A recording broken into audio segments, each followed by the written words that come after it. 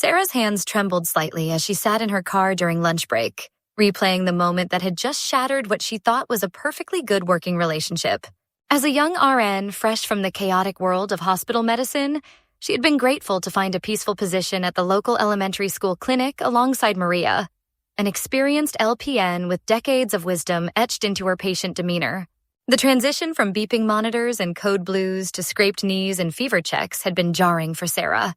Every day, she found herself leaning on Maria's expertise, asking questions about school protocols, medication administration policies, and the delicate art of calming anxious parents.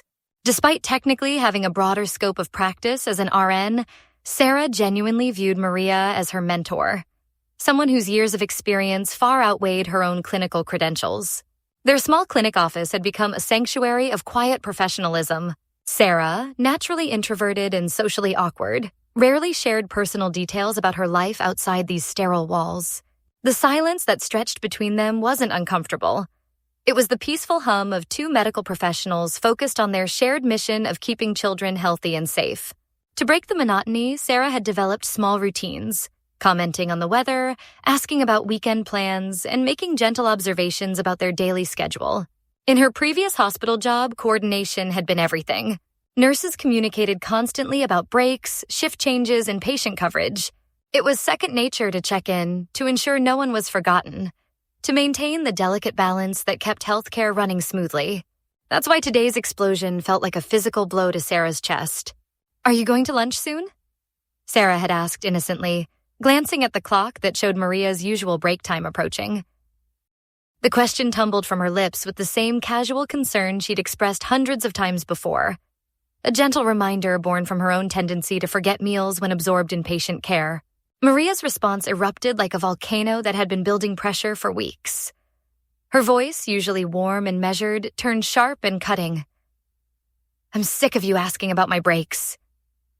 The words sliced through the clinic's peaceful atmosphere like a scalpel. "I can take lunch whenever I want. You're not my supervisor, we're just coworkers." Sarah felt the blood drain from her face. The accusation hung in the air between them, heavy with implications she had never intended.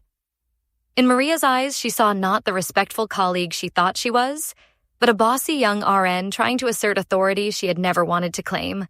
"I didn't mean it that way," Sarah stammered, her voice barely above a whisper. Her heart pounded as she tried to explain that she only asked because she sometimes forgot her own breaks, that she meant it as a friendly reminder, not a command. The apology spilled from her lips in a desperate attempt to repair whatever invisible boundary she had unknowingly crossed.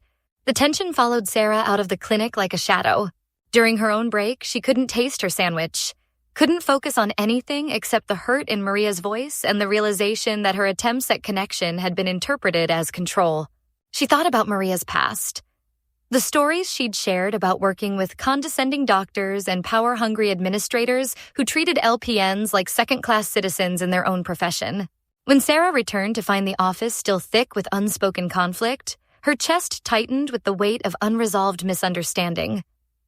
Part of her wanted to clear the air immediately, to explain her hospital background where break coordination was survival, to reassure Maria of her genuine respect and admiration. But another part whispered that perhaps silence would be kinder, that some wounds needed time to heal before they could be properly addressed. As Friday afternoon stretched into weekend uncertainty, Sarah wondered if her good intentions had irreparably damaged the one professional relationship that had made her new job feel like home. What would you do in Sarah's situation? Should she address the conflict immediately or give Maria space to cool off? Have you ever been misunderstood when trying to be helpful? Share your thoughts. Workplace dynamics in healthcare are so complex, and this situation is all too relatable.